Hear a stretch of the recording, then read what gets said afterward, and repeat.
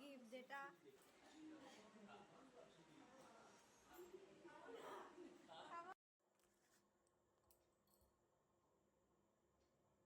Hello, good morning.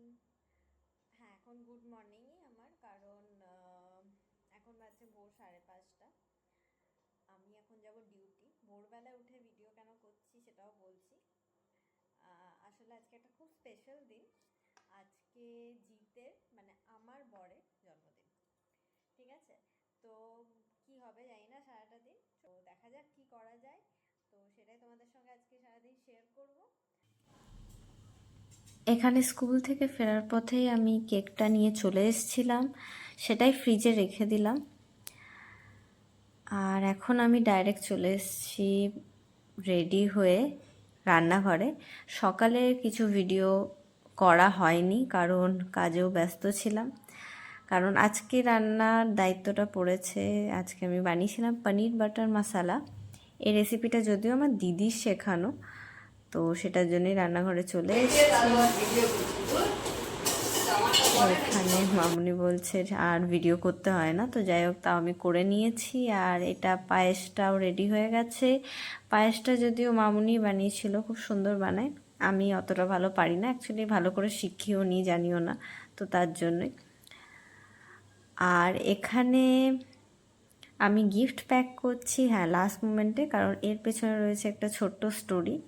আসলে গিফটটা যেদিন অনলাইন আসে সেদিনকেই বর সেটাকে নিয়ে নিজে আলমারিতে রেখে দিয়েছিল, দেখেও নিয়েছিল। তো আমি সেটা আজকে তার আলমারি থেকে বার করে সেটাকে আবার প্যাক করছি।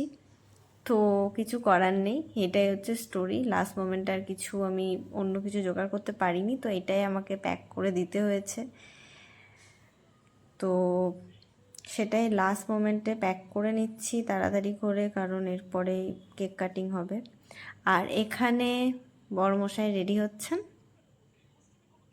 আর আমিও কেকটা চট করে রেডি করে নিচ্ছি। মা বাবাও চলে এসেছিলো, মা আগে চলে এসেছিলো, তো বাবা জাস্ট কিছুক্ষণ পরে ঢুকেছে। তারপরে কেক ফেক রেডি করে নিচ্ছি, কিন্তু তারপরে জিতকে কোথাও পাওয়া যাচ্ছিল না। তারপরে দেখা গেল সে একজন বিশেষ মানুষের সঙ্গে, মানে আমার দিদির মেয়ের সঙ্গে গল্প করছিল ব্যালকনিতে। তো আমিও যথারীতি সেখানে চলে গেলাম ওকে ডাকতে। কেকটা কি তুই কাটবি আজকে? তুই কেন বলছিস? এটা আমি আর এসা বলবো, আমরা কি পার্টি খাবো না? আমরা কি পার্টি খাবো না?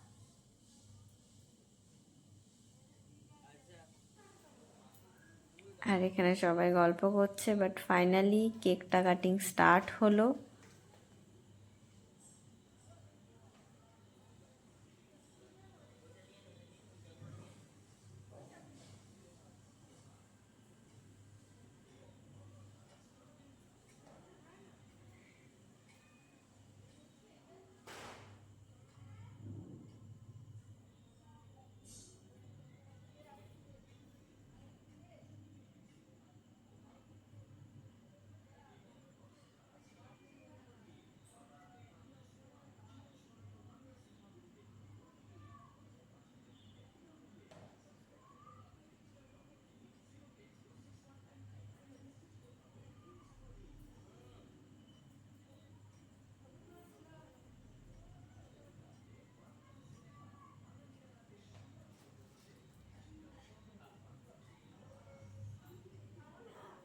খাবো না?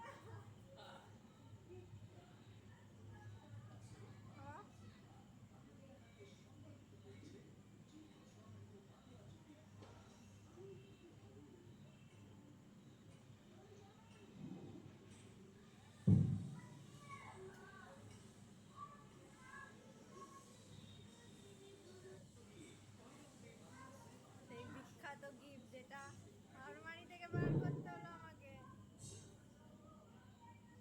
খোলো, গিফট খোলো। এখানে গিফটটা খোলা হচ্ছে, যদিও আগের থেকেই দেখে নিয়েছিল, তাও আমি আরেকবার খোলা করিয়েছি জোর করে। গিফটে আমি ওকে একটা ঘড়ি দিয়েছিলাম, কারণ ওটাও দরকার ছিল।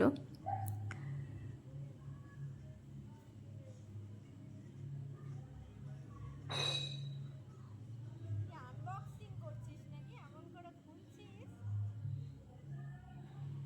আর রাতের ডিনারটাও সেরে ফেললাম, পায়েস, লুচি, পনির আর মিষ্টি। তো এত দূরই। তো ভালো লাগলে চ্যানেলটাকে কিন্তু সাবস্ক্রাইব করে দিও।